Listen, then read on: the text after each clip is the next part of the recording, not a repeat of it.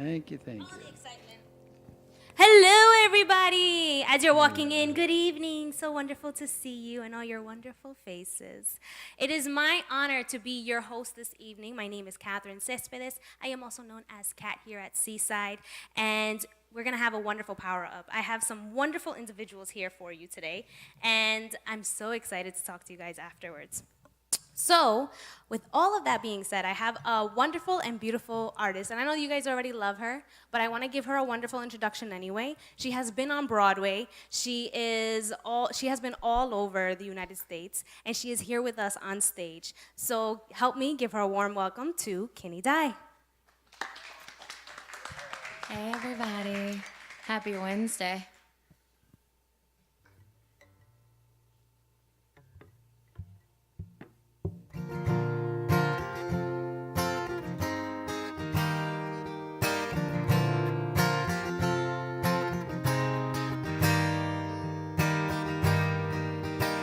The sun ain't shining, but I'm still smiling as the rain rolls over me.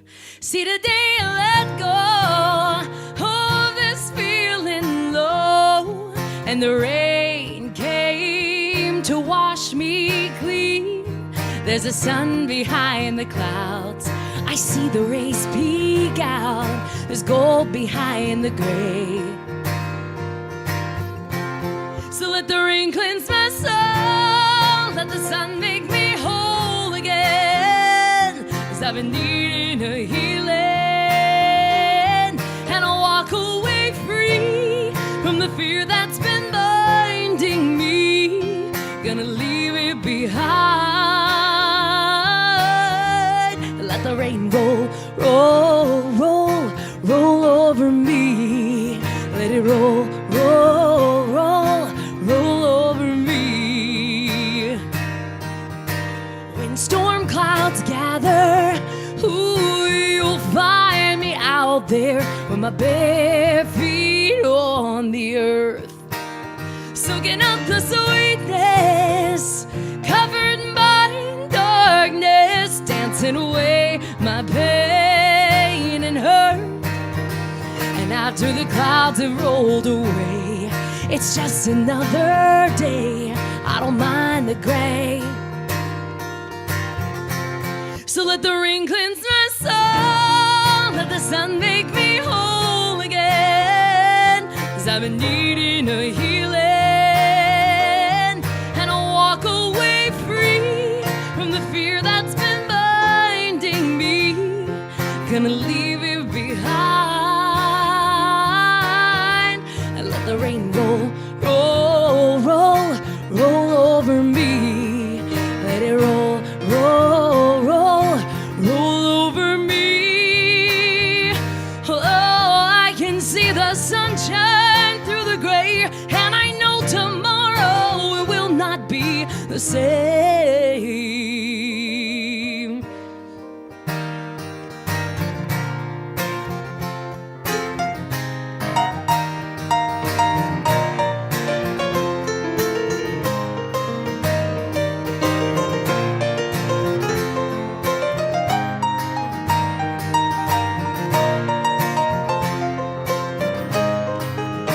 Ooh, let it roll. Let it roll, let it roll. Oh, let it roll. Let it roll, roll, roll, roll over me. Let it roll, roll, roll, roll over me. Let it roll, roll, roll, roll over me.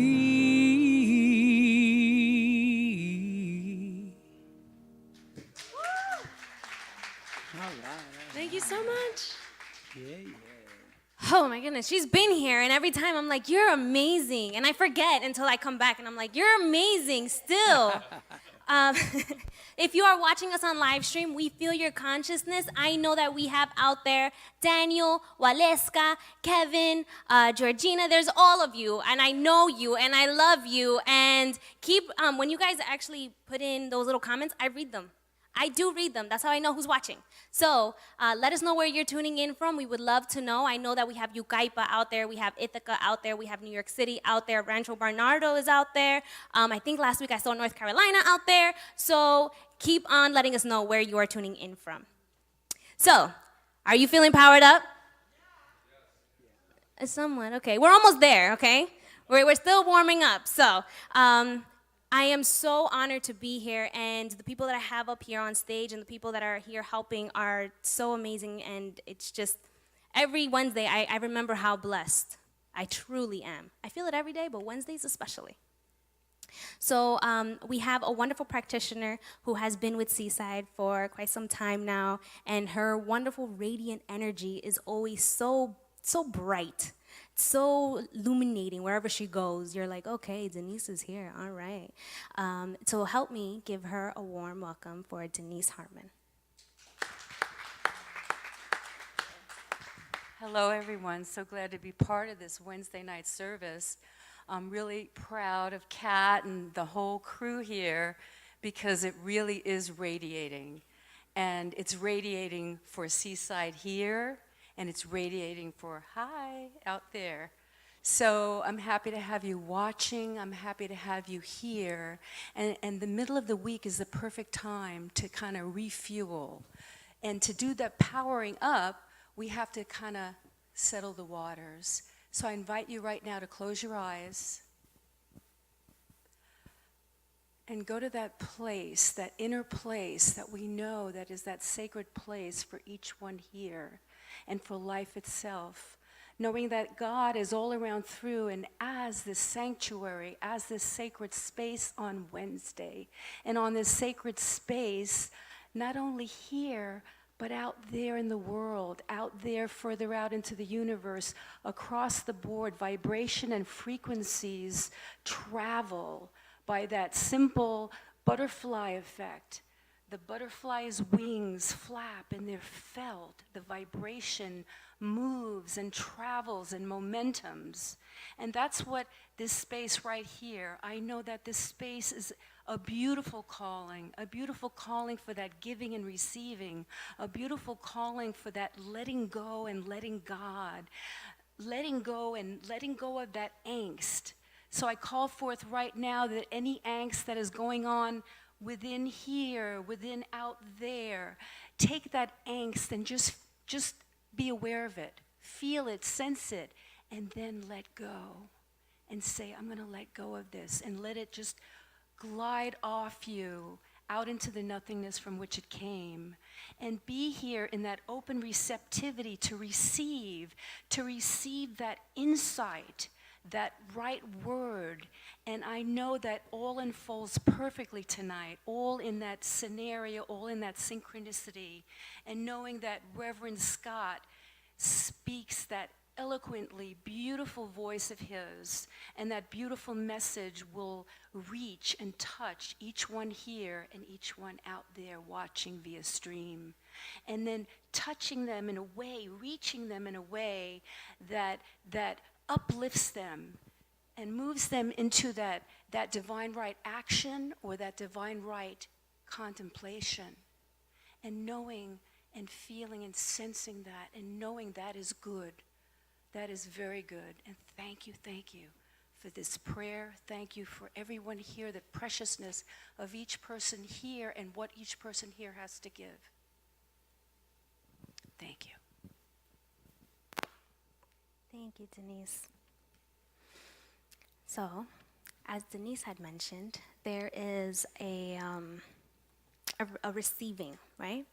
And all of you received a message for your divine appointment to be here this evening, and you made it, so congratulations.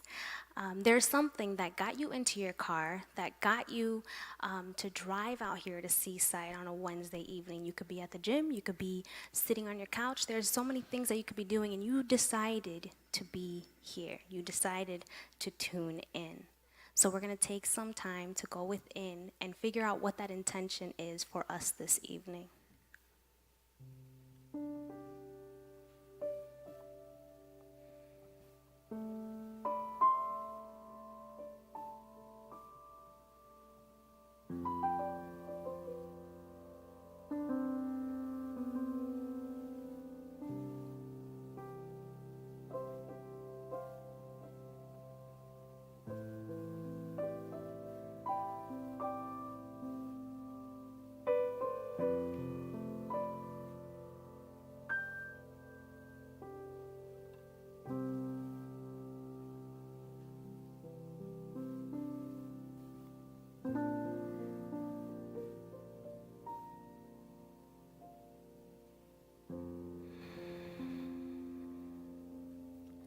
Gently fluttering your eyes open, coming back to this space, to this room. Welcome. Now we get to share what that intention was. What words did you get? What images did you see?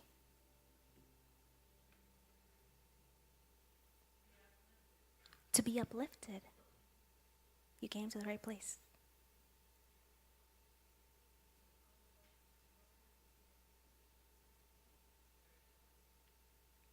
To honor Marty and Spirit.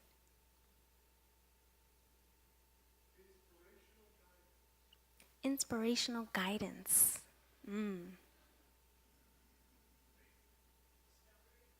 Discovery. Faith. That's what I got too. A soothing encouragement. Yes. So for all those intentions that have been said here and unsaid, together we say, and so it is. Woo! All right, I'm getting warm up here, so I know Spirit is here. This evening we have a wonderful speaker, and I know this simply from the prayer that he did when we were in the Rose Room waiting to come out here for you guys. He just started talking, and I was like, woo! All right, I'm ready. Let's go and do this. Like, I was ready to, run out of there and come out here for you guys. Reverend Scott Olson is an inspirational speaker who draws on his diverse experience as a physicist, a parent, and a lover of the science of mind philosophy. He brings a unique perspective to his ministry by combining the joy that comes from a genuine love of people, along with his understanding of our spiritual lives that he forged using the same skills he applied to study science. His ability as a storyteller allows him to spin a tale that engages people when he speaks from a platform. But his real love of ministry stems from his desire to be with the like-minded souls and exploring this thing called life.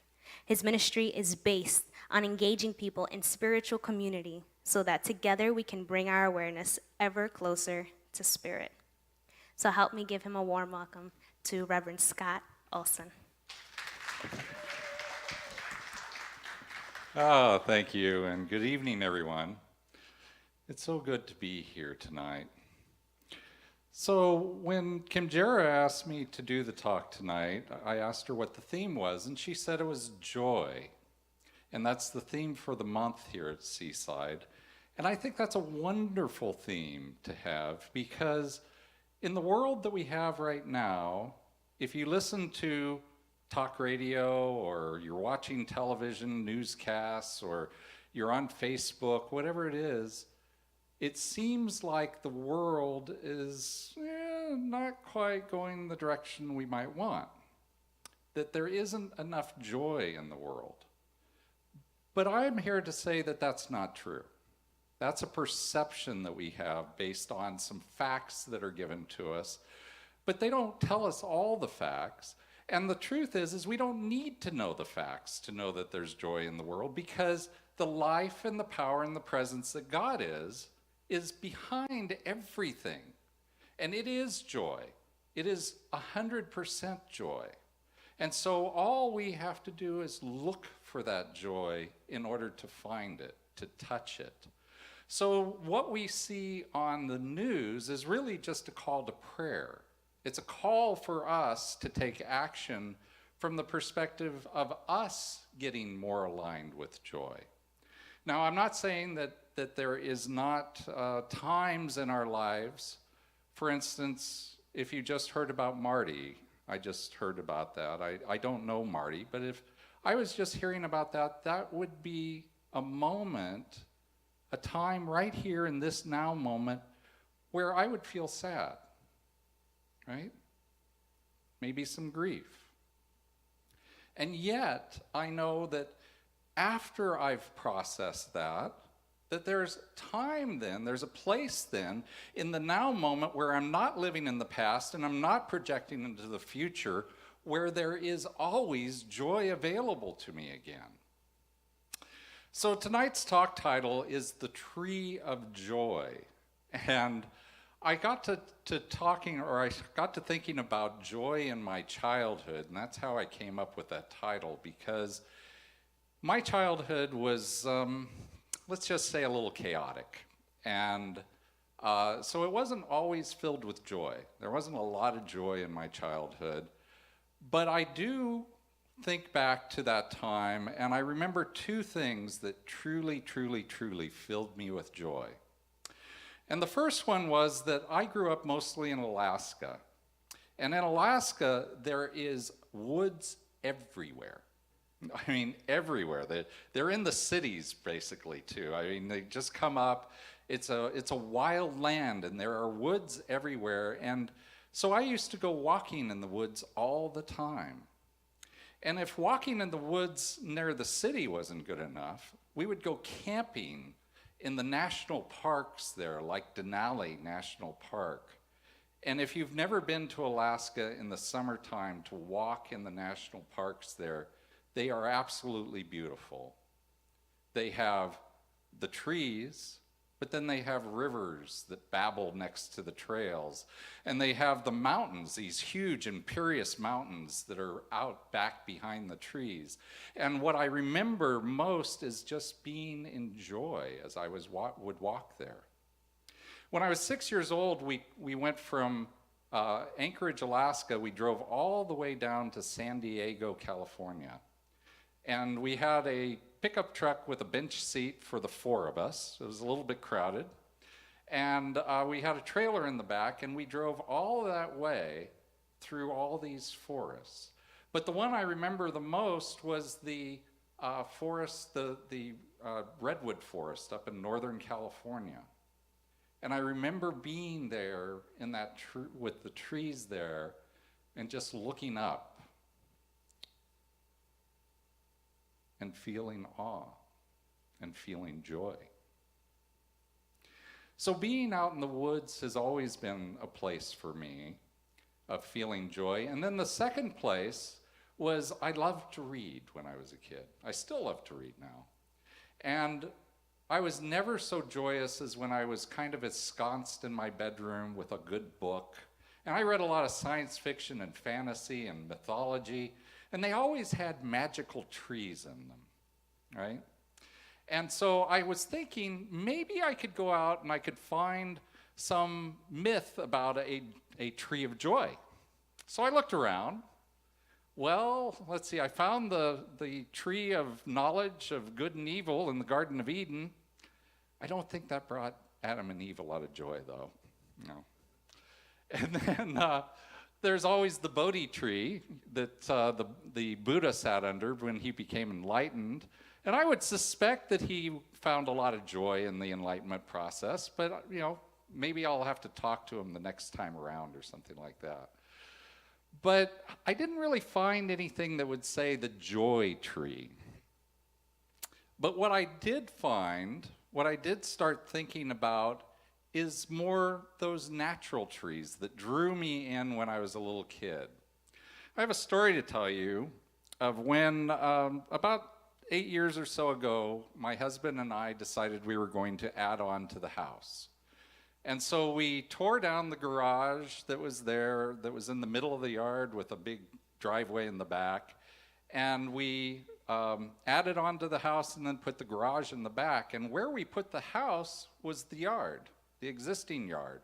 So what we had to do is we had to completely re-landscape what had been the garage and put lawn in, put all sorts of plants in. And we decided at that time that we wanted a big shade tree in the backyard. So we went to the nursery, And we asked them, we want a big shade tree. And they said, oh, you want a Tipuana tree or a Tipuana tree. And we said, okay.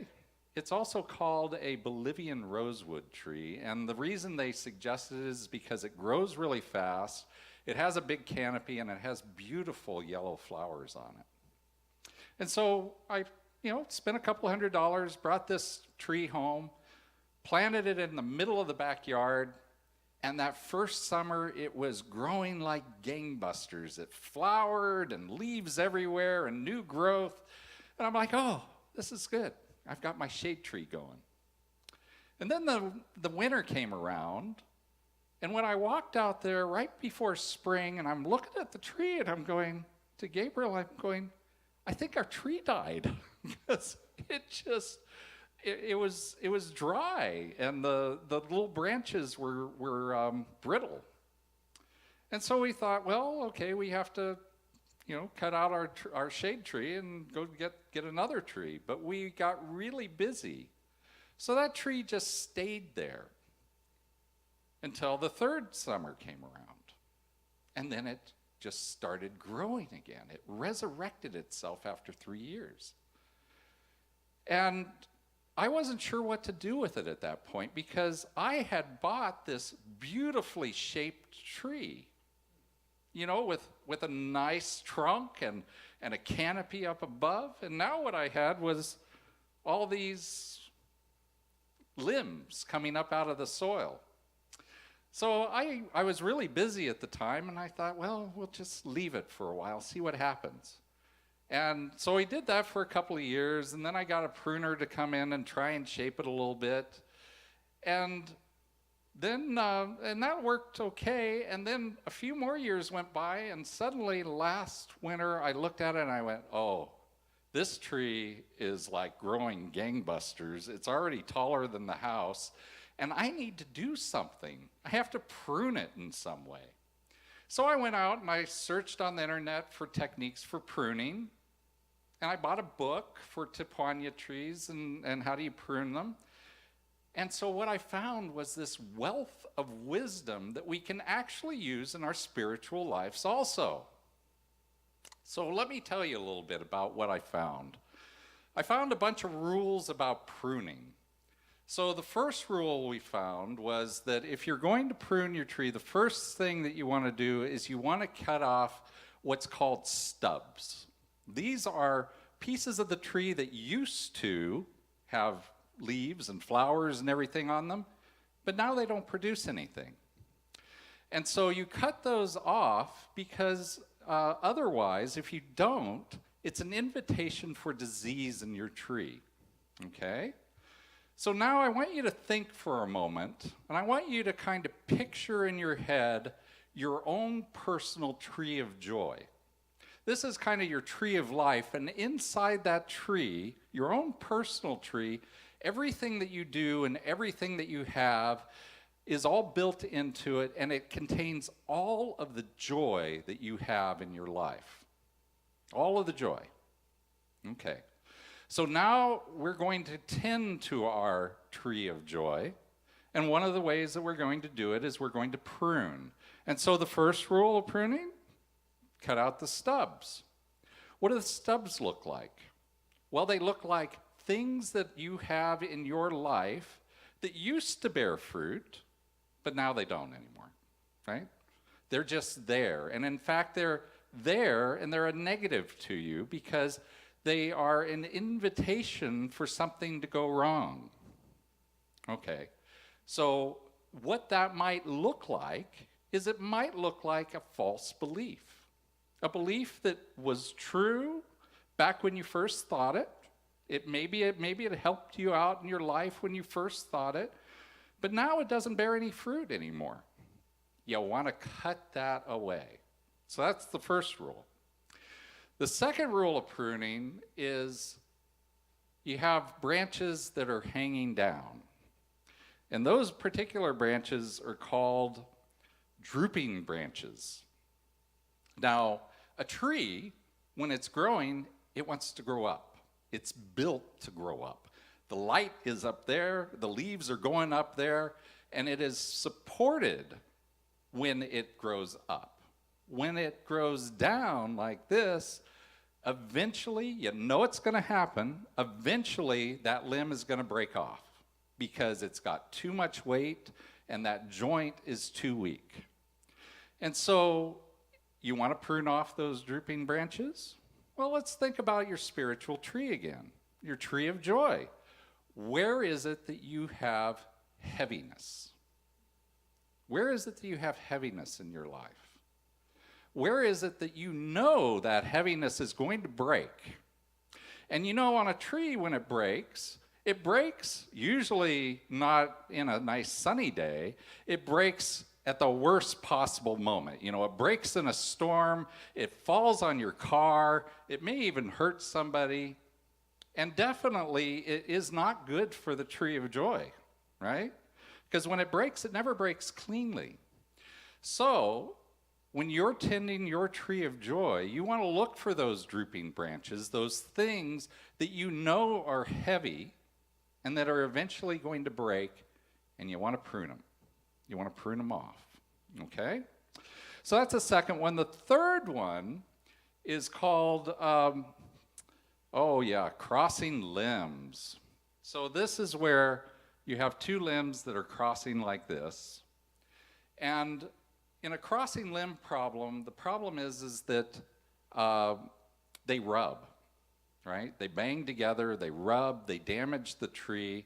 And if they can also, they can actually grow together, which is not good for the tree either. And so they always say what you need to do is you need to pick one of those limbs and let it be and cut the other one off. So now in your life, your tree of joy that you're tending to right now, think about what it is in your life where there's energy or activity and it's cross-purpose to each other, right? It's banging against each other. It might be people, might be things that you do, maybe activities in your job or different jobs that you do, but they're not in congruence with each other. They don't live peacefully with each other. They're banging together, okay? Well, pruning would tell us to take one of them, prune it off, let it be, and let the other one grow. And then the fourth one is my favorite one. It's the suckers. Yeah. So a sucker on a tree is a branch that's grown off of the trunk of the tree. It grows straight out and then it starts to grow up. And the problem with suckers is that they take nutrients from the tree, but that type of configuration on a tree isn't going to be supported by the tree well. It doesn't help the tree. It can't support that configuration. So all it's doing is sucking away the nutrients of the tree and giving the tree nothing back. So now I want you to think about your tree of joy. And do you have any suckers in your life? I mean, maybe people, but I mean it in the true pruning sense, right? Is there people who are taking your nutrients, taking your energy, and not really giving you anything back? If they are, then what the pruning logic would say is that you need to trim those off. You need to prune those off. So there's only one more thing about pruning, which is how do you actually do the pruning? Well, if this arm is the limb that you want to get rid of, and my neck and head is the one that you want to keep, well, you want to make sure that you prune as close to the neck here, right at the shoulder. You want to prune the limb off. What you don't want to do is you don't want to prune it off at the hand or something like that. Now, the reason is because if you did that, you prune off all the good stuff on the tree, and what are you left with? You're left with a stub, right? So we have a tendency when we do pruning in our personal lives not to want to do the whole thing. We think maybe it's going to be too painful, right? But the truth is that if you decide you're going to prune something off, you need to take it off at the nub, right? You need to go ahead and take off the whole thing. So that's a number of things that I've learned from pruning. And I want to tell you one more story, which is that this last summer, my husband and I and my youngest son went up to see my mom in Idaho. And that's 1,200 miles of driving or so. And so you can imagine we made a lot of stops at rest stops, right? And there was this one rest stop in Oregon where we pulled in, went to the restroom, and then as we came out, we wanted to stretch our legs. And they had this big lawn with some trees on it. And as Gabriel and I went to walk out onto the lawn, we got around this building and looked at this tree, and we stopped in our tracks. And we both looked at each other, and we said, that is the perfect tree. It was gorgeous. It was a beautiful tree. So what I want you to do is I want you to just think back for a moment to sometime you've seen a tree out in nature or wherever, or a golf course, whatever it would be, a tree that that it really filled you with joy. It doesn't have to be the perfect formed tree. Personally, I get a lot of joy out of trees that are growing out of the edge of a cliff or something like that, right? I think they're a lot of fun. So whatever it is, just think back to that time that you've seen it. It may have been years ago, and yet you tend to remember those things. And the thing I want you to notice is that in that moment, you had no judgments about that tree. You didn't look at it, for instance, the tree at the rest stop. When I looked at that tree, I could have looked at this tree and said, well, that's not quite the perfect tree. It's almost a perfect tree, but if this limb was 3 feet over that way, it would look so much better. And by the way, I think there's probably bugs in that tree, don't you think? And maybe there might be spiders. I really hate spiders. If there were spiders in the tree, it couldn't be a perfect tree for me. I didn't do that.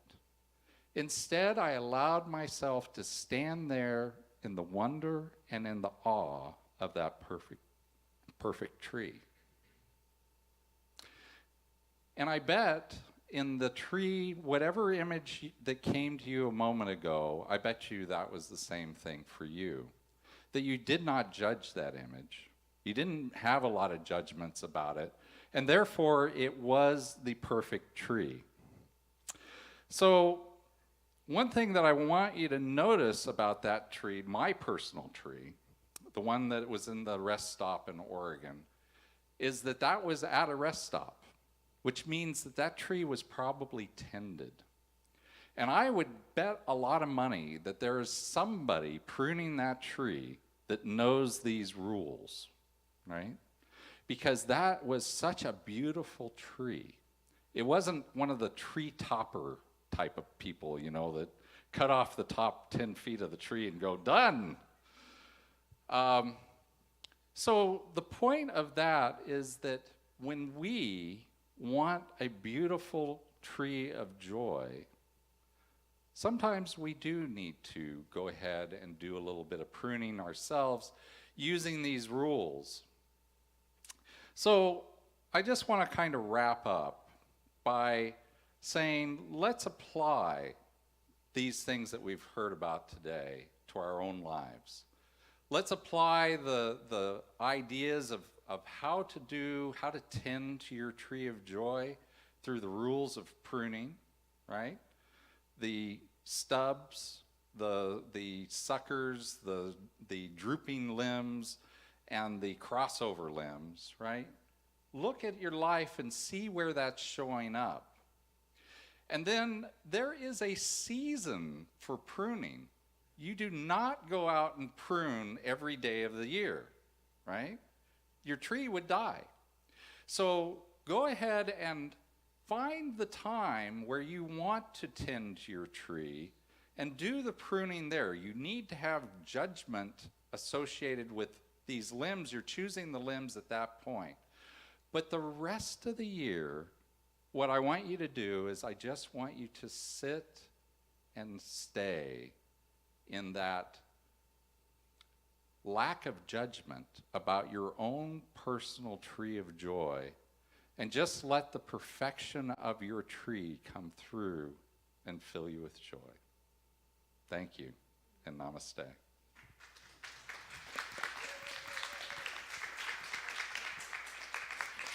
Thank you. Now you got me thinking about all sorts of trees. Which is perfect because we're going to have Kinney up here who's going to be doing her piece. And this gives us some time to really allow for Reverend Scott's talk to marinate. So any questions that you have, you can start thinking about that so that when I come down with the mic, you have something so we can all share it together. So let's give a warm welcome to Kinney Dye.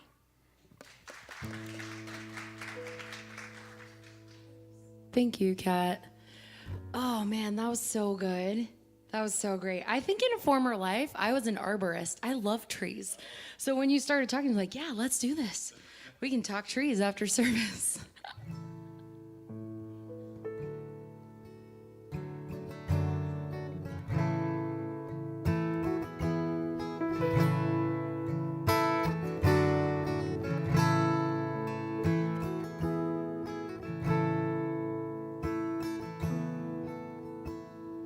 It doesn't matter who you are or what you've been.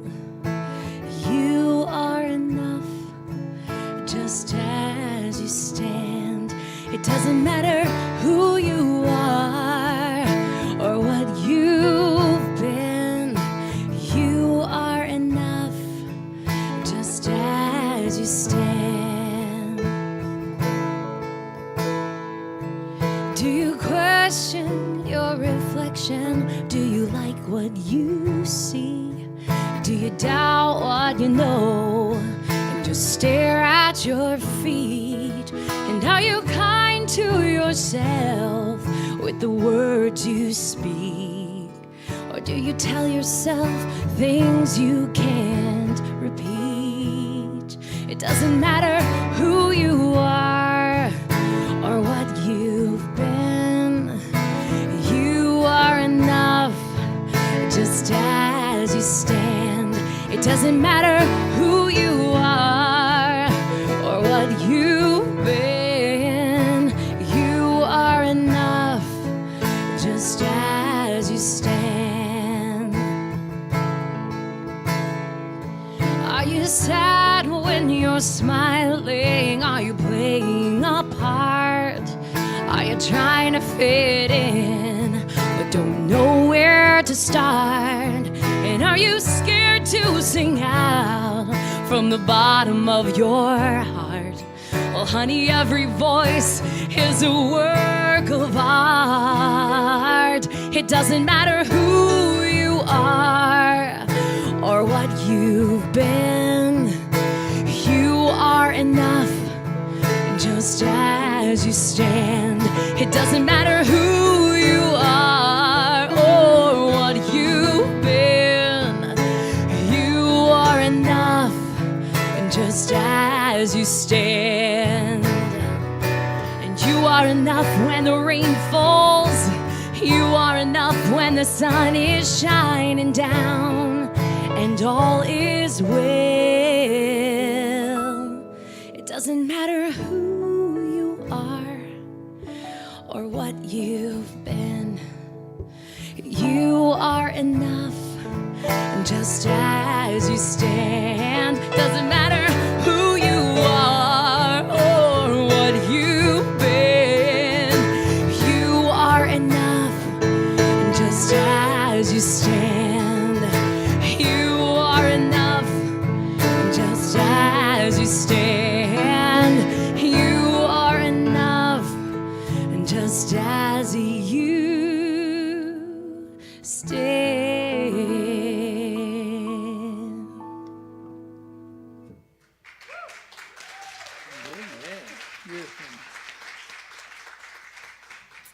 Okay, so thank you, Kinney. Every time, and it's been in the same service, and I still feel that way. What came up for you? during Reverend Scott Olson's talk. Like, what stirred in you? What thoughts came up for you? Because there was just so much in there. And this is a space and time where you get to ask questions. And remember that the question that you have, maybe someone else has as well, and you're brave enough to ask it. So I'm coming down with the mic. You ready? Ready. All right, we're going to do this. One hand at a time, please. That was a joke. So for me, what happened was that I've been playing with this idea. I think someone asked me, John Beathan asked me. He said, Kat, if you were a plant, what kind of plant would you be? And I was like, I'd be a tree. And he was like, why a tree? And I was like, because they're big. And he was like, all right, cat logic, I guess.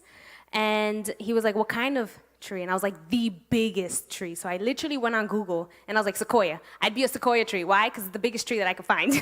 That's what I would be. And as you're here talking about how pruning relates to the spiritual process and growth, I'm thinking, if I'm going to be that big, I'm probably going to have to prune a lot, right? It's a lot of pruning, right? So all of these thoughts and images keep coming into mind, and I'm thinking the process, your season, right? It changes as things happen, right? That's right. So it doesn't necessarily mean like once a year, like New Year's, New Year's resolutions where you do it once a year, yeah. Right? It could happen. It can happen once a month, but it's not timed, is what you're saying. That's absolutely right. Yeah, I think the most powerful prayer for me is a prayer of clarity.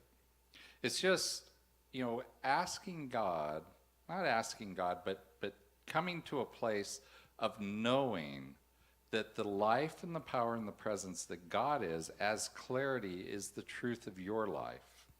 And in that clarity, then you know when the right things, what time it is. And you can also know, because I'm giving you tips, I'm giving you tools for doing pruning, but it can be difficult in your own personal life to decide which limb you're going to keep and which limb you're going to take away. Some of them are obvious, right? The stubs, the ones that are kind of dead, once you see them, you know them, and it's time to move on, let them go. But it can be difficult to find them in among all the foliage. And so a powerful prayer is just, let me see. Let me see the way that I am supposed to move for my highest good. Right? Wow, thank you. Mm-hmm. I'm coming.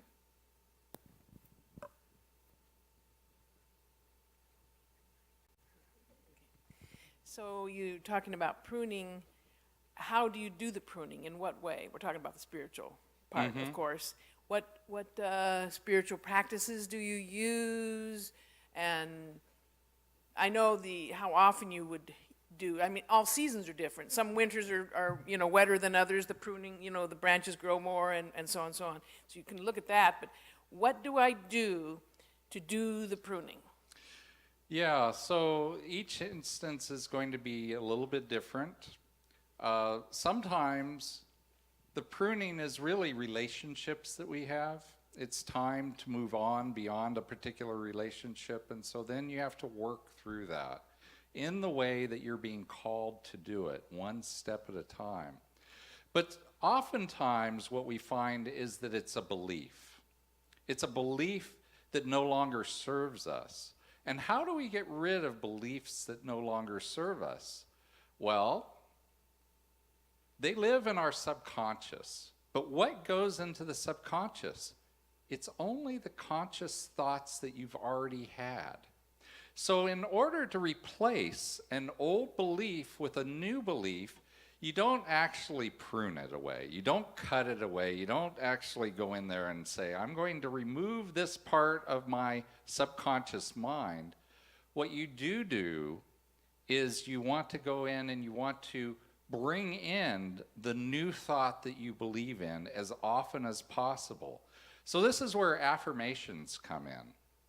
Affirmations are just a positive statement, right? It's a present present tense, positive statement that is personal to us, right? The 3 Ps.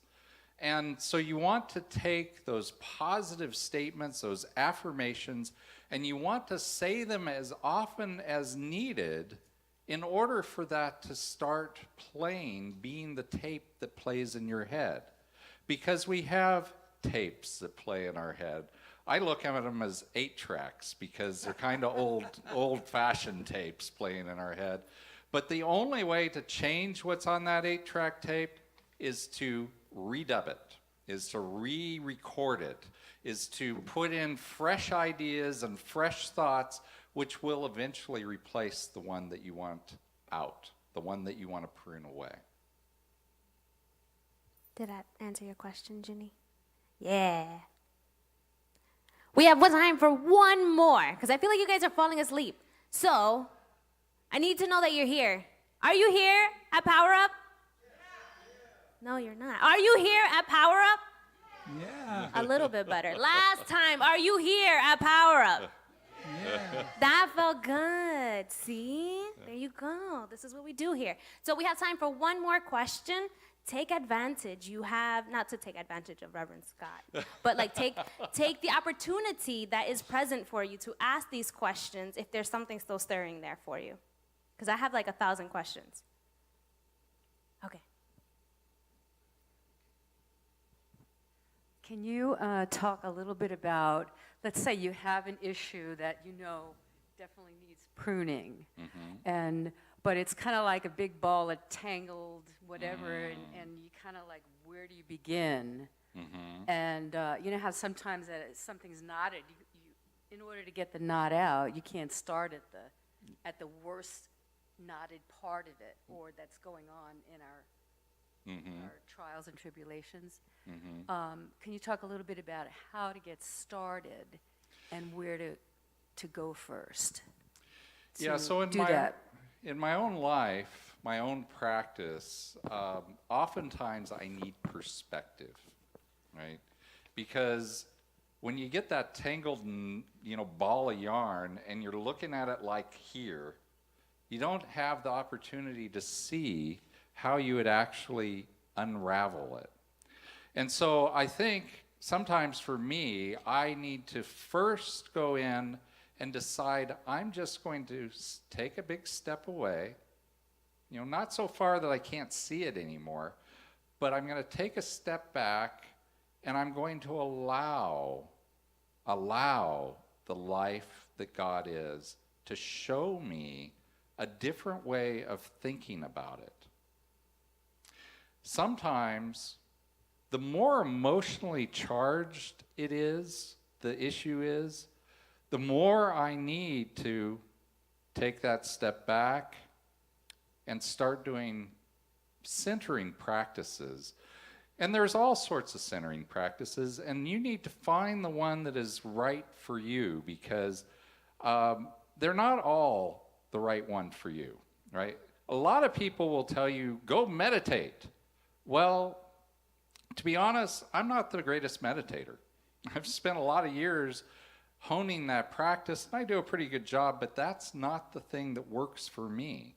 What works for me is contemplation, right? Getting still, like a meditation, it's always important to center yourself, but it's important, for me, I'll go, be still and know that I am the power that God is. Be still and know that I am the life that lives through you. And from doing that and contemplating, what does that mean? That centers me. And then I can get a better perspective on what I'm looking at. So that's one way of, one thing that I would suggest is getting back and having perspective. And then the other one is just to get to a point where whatever is charged, it needs to have safe passage through your mind. You know that you're ready to go in and untangle that ball of yarn when you think about whatever that topic is, it doesn't start you up again, right? It's not like the starter on your car where all of a sudden you're winding up again. But instead, that item, that thought, has safe passage through your mind. And the way to get to that is through forgiveness. And most of the time for myself, in my own life, what I find is that I don't need to forgive them so much as I need to forgive myself. And it looks like this. I forgive myself for judging myself as whatever it is. Because it was the judgment about me, about myself, that triggered the issue that I had with you. Now, remember, forgiveness is a whole huge topic. We could spend a whole night on that one. But the important thing to remember is that forgiving somebody else does not mean condoning their behavior. That is not what forgiveness is. It is about forgiving yourself for judging yourself as. Thank you. All right, so it is important here at Power Up that you feel inspired, motivated, uplifted, all the wonderful words, charged. But it's even more important that you leave here this evening with some concrete ways to apply this message into your life so that you may go forward and share these messages, to share these words, to lift the consciousness in our communities. So with that being said, we're going to have Reverend Scott Olson give us a call to action. So the call to action today is just to take these concepts of pruning and to imagine your tree of joy and understand that it is everything that is about you. It's all the love that you are, it's all the actions that you do, it's all the people that come in and around you. And then use these 4 simple thoughts, right? What is a stub? What is the dead wood? What are the crossovers? Where are you finding conflict? Where's the drooping branch, the thing that you know is going to break? You already know it. You know it here, really, more than here. You know it right here. And then where are those suckers in your life? Right? Where is it that someone is pulling the energy from you without giving you anything back? So think about those things as in this coming week. Just remember that process. Just allow it to bring up ideas and know absolutely that you are supported by the life, by the presence, by that very essence that Spirit is in this process. You're not doing it by yourself. You're doing it with the power that God is as you. So with that, I just want to pray.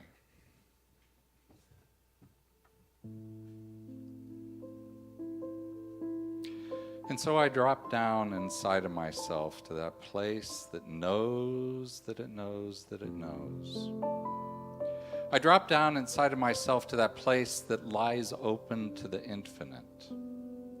I drop down inside of myself to the place that is at one with that infinite power and presence that we call Spirit or God.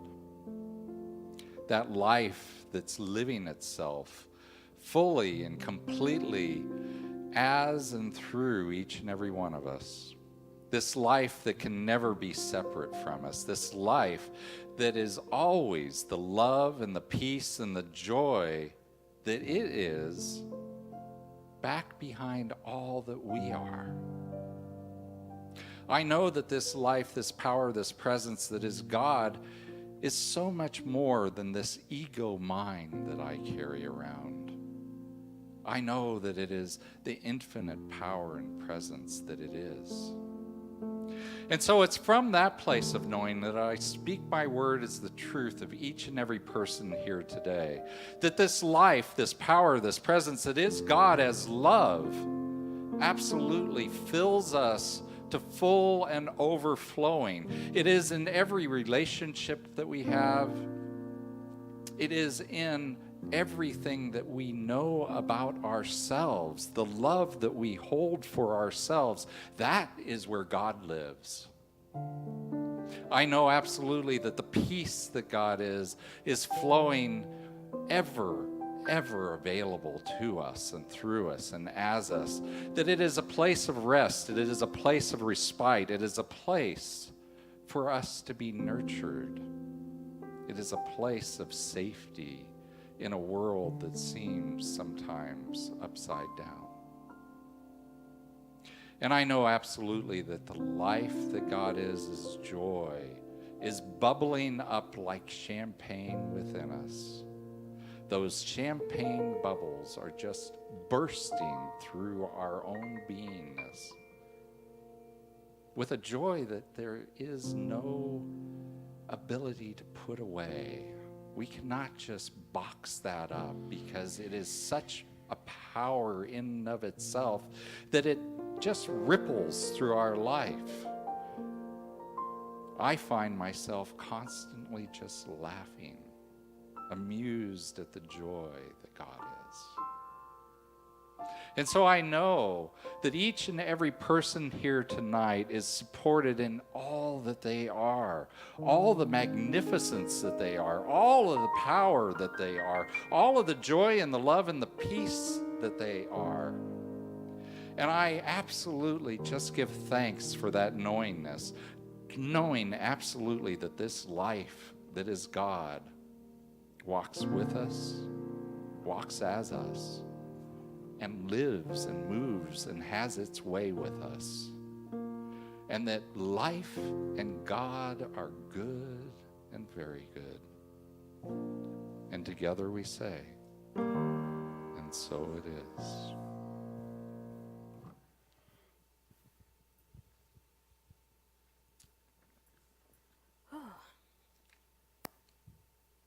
Thank you. I feel refreshed. I feel good. All right, at this time, I will ask for our ushers to come forward. And Reverend Scott will do the blessing for us. Bringing our gifts to our hearts. Okay. Why don't you say with me, this gift I give is God in action. I give it in joy, I give it in love, I give it in gratitude for all the good in my life. And so it is. This gift I give is God in action. I give it in joy, I give it in love, I give it in gratitude for all the good in my life. And so it is. They give it up for Jim Bianchi. He brought that together for us. Thank you, Jim. So typically at this part, I would be calling Denise forward, but I think that Reverend Scott just did such a wonderful job bringing it all together, and I just feel refreshed, and I am knowing that you do too, because I was down there and I felt that energy. At this time, I do want to honor Marty Klein, who we were talking about earlier, and things are moving. Marty? Okay, there we go. So I had a relationship with Marty Klein where we were just like, he would say something and I would almost like want to be annoying, like that little sister, like I was that individual. Like he would say something, I'd be like, I don't know, Marty, and I would like walk away and I'd be like, I'm sorry, Marty, what's up, what's going on? Or he would come into my office and I would be like, hey, it's Marty! And he'd be like, why do you have to be so loud? And I'm like, why not? So that's just how we were. And I remember the last email he sent me, it said, yo, Miss Kitty. And he was like, I hope that didn't offend. And I when I heard on Sunday of his passing, I was just like, okay, so who's gonna send me these emails about the moon, about the new moon, about the full moon? And it was very emotional for me. And one thing that I took away was I went into his Facebook because we were friends on Facebook, and he was always telling me how I was a tough cookie and how he really saw, what I was going to be doing.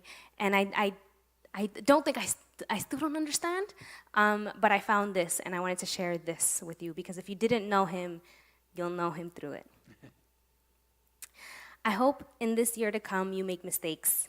Because if you are making mistakes, then you are making new things, trying new things, learning, living, pushing yourself, changing your world.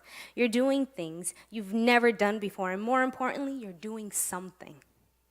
So that's my wish for you, and all of us, and my wish for myself. Make new mistakes. Make glorious, amazing mistakes. Make mistakes that nobody has ever made before. Don't freeze, don't stop, don't worry that it isn't good enough or it isn't perfect. Whatever it is, art or love or work or family or life, whatever it is you're scared of doing, do it. So, I'm glad I didn't cry because I thought that the whole thing was coming out. So that was for you, Marty. Yes. And I think that's a perfect time to share my gratitude. To share my gratitude for Steve, who is doing the audio for us this evening. Thank you, Steve. Who just came back from the Bahamas. Thank you, Tim, for being here every Wednesday and making sure that we are hooked up and all the wirings are perfect. Thank you so much, Tim. Gregory, for doing the live stream. It is because of you that people can see me in the East Coast. So hello, East Coast, and thank you so much, Gregory. We have Victoria Wood, who has been holding the light for us, holding the space for us this evening. Thank you so much, Victoria, for being here. We have Mr. Jim Bianchi, who is on the piano. Thank you so much, Jim. We have the wonderful Denise Harmon, who opened up for us this evening and who is our practitioner for the stage. So thank you so much, Denise, for saying yes. And we have the beautiful, the strong voice of Kinney Dye this evening. So thank you, Kinney, for gracing our stage. We have Ginny, who's running around somewhere she's our coordinator. So thank you, Ginny.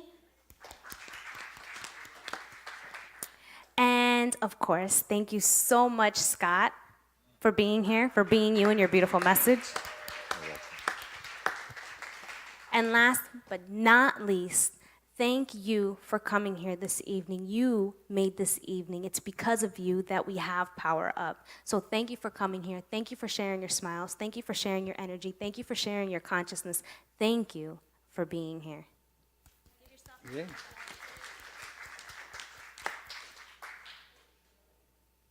What are we pointing at? Everything is all good. I said thank you to everybody. So, with that being said, we're going to get Kinney back on stage so we can do our congregational song. So go ahead and stand up. Denise, I'm going to invite you back on stage so we can do our last song of the evening, and I will meet you in the family room. What about a big round of applause for Kat? Yeah. Putting all this together. Yeah. Keeping all of us in line. Thanks, Kat. All right, so we got the words up on the screen for you. Super simple.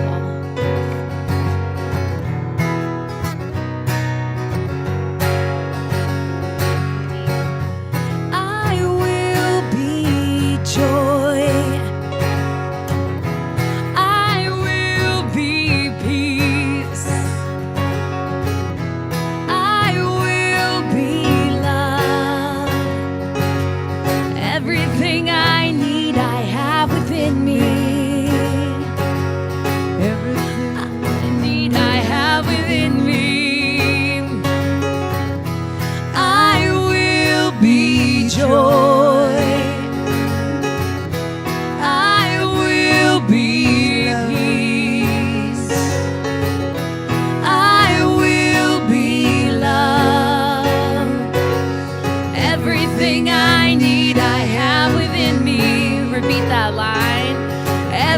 Everything I need, I have within me. One more time.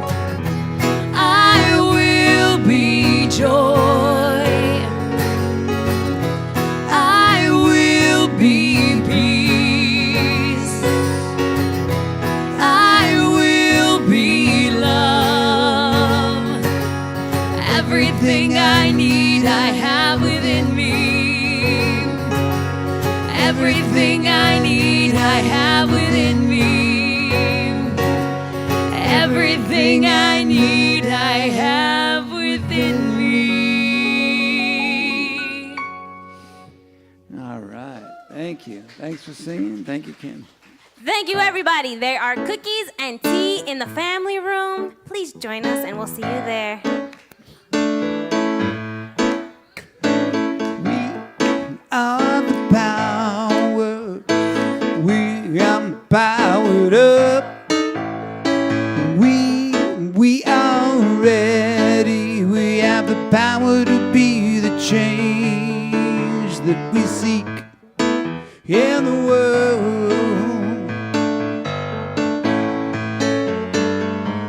We want to be and we want to be free, and we have the power. We are the ones.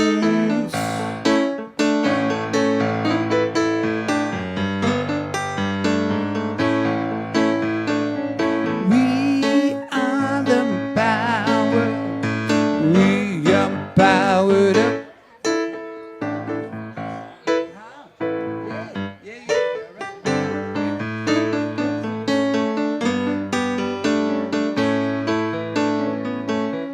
We have